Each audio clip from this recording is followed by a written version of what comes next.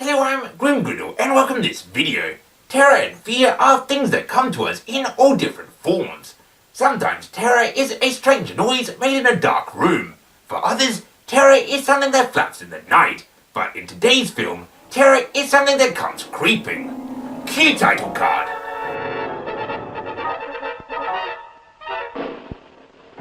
The Creeping Terror is a 1964 horror sci-fi film which very may well be the most bizarrely terrible of films I've ever actually seen. It's a movie that's so bafflingly bad that I simply had to look up why the movie was so bafflingly bad.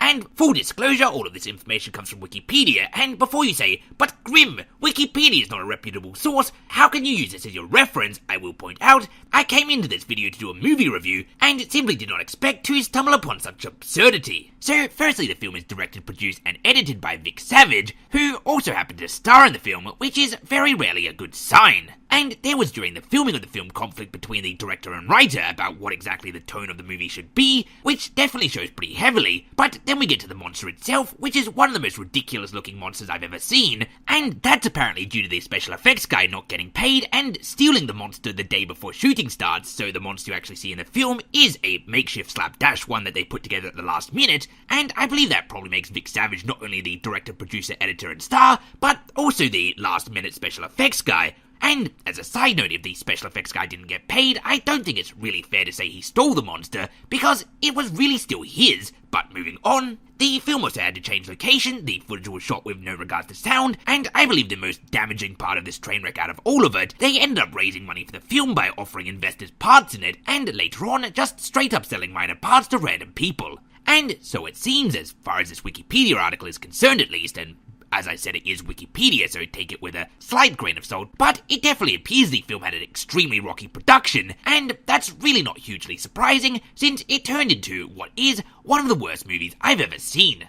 But Grim, you say, the production of the film having issues isn't quite necessarily indicative of the movie being terrible. What is your exact problem with the movie? Well, let's get into it. So first up, characters.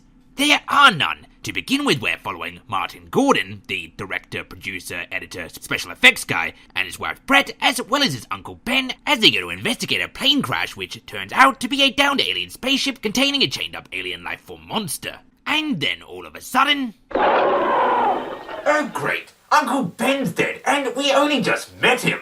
Like we needed yet another Spider-Man origin story. And this is a problem that continuously crops up throughout the entire film.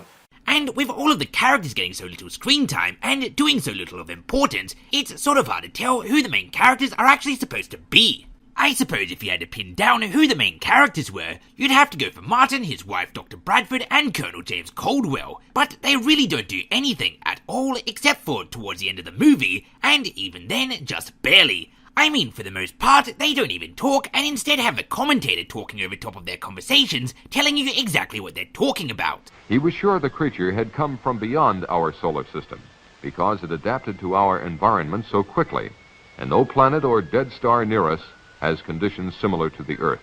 Why? Why is a commentator needed for this scene? All he's doing is talking over top of character dialogue, telling us what the characters are saying. But if he wasn't talking over top of them, we could just be hearing what the characters are saying. It's absurd and it makes no sense. Well, Grim from the past before he did any research, your frustration is entirely understandable, but as you, me from the past, and I, me presently, and you, the viewer, are all now well aware of from my introduction, the reason that this had to be done is because the director paid absolutely no attention to the quality of sound while recording the footage, and so therefore, all of the conversations have not really been recorded. And since the actors were not being paid to be there, but instead for the most part were paying to be there, I assume they were neither hugely enthusiastic nor even mildly interested in the prospect of dubbing over the footage, and so instead they've hired a commentator to just voice over the entire movie, explaining what's going on, down to the most simple things, including conversations. But back to the main cast. Their entire role in this movie is sitting around in a room in which we're told that they're talking about the monster, standing around or sitting in their cars in which we're told they're talking about the monster, the alien spaceship, or people disappearing, and then at the very end of the movie, Martin and his wife almost do something, but Colonel James Caldwell tells them not to. Then Colonel James Caldwell goes to kill the monster with a grenade, trips over, drops the grenade, but luckily it still blows up the monster. Then Dr. Bradford, with no explanation, drives over to the alien spaceship, goes inside, explodes for some reason, it's literally not explained, the other alien gets loose, and luckily he's defeated. The end. Oh, wait, I guess at the very end, Martin does hit the ship with a baseball bat, so I guess that justifies him being in the movie. Kind of. And so you're probably wondering, if the main characters do barely anything for the entire movie, then what's the entire film's runtime filled with? Well, mostly they introduce a character, then within a minute that character is dead, and we move on to them introducing another character, within a minute the monster's eaten them, another character dead, and so on and so forth. But these deaths have absolutely no emotional impact. It would be like if Friday the 13th was from the perspective of a police officer not in the campgrounds, and they never introduced the teenagers to us, instead just showing their deaths. The monster eats an entire picnic of hippies, and we just couldn't care less. This absurdity continues for most of the movie, but undoubtedly reaches its peak during the dance-hall scene. This dance-hall scene for me is where the film went from being just slow and boring to laughably ludicrous, and for most of the rest of the movie had me hysterically laughing at how just utterly absurd the film is. This scene goes for about 7 minutes of just cutting between the monster slowly moving towards the screen and people we don't know, characters we've never seen before, dancing in a dance hall. There's some focus on a relationship that's apparently breaking down, but we don't know the characters. There's the town drunk, and we really don't know what's going on because this is the first time we're seeing any of them. And so for 7 minutes we just have dancing and the monster, dancing and the monster, dancing and the monster, and then suddenly the monster's in the dance hall. We never saw him arrive, but there he is. Everyone's screaming and running away, and this scene with the monster in the dance hall goes for another 4 minutes. So essentially this dance hall scene is 11 minutes of character we don't know first dancing and then getting eaten, and it just keeps going on, and there's so many absurd and confusing things going on here. Like for instance, there's the monster in the corner, those guys there, well, they're not even cornered off by the monster. Why are they not just leaving? The monster moves so slowly, why don't they just go around them? Why don't you just walk over the stage and move out the door? And then they start fighting each other. Why are they fighting each other? I don't know what's going on, but it was very funny. Even if it probably wasn't intended to be so. And at this point, I know what you're probably thinking. Absurdly high death count, comically slow-moving, ludicrous-looking monster. Surely this movie is in the category of so bad it's good.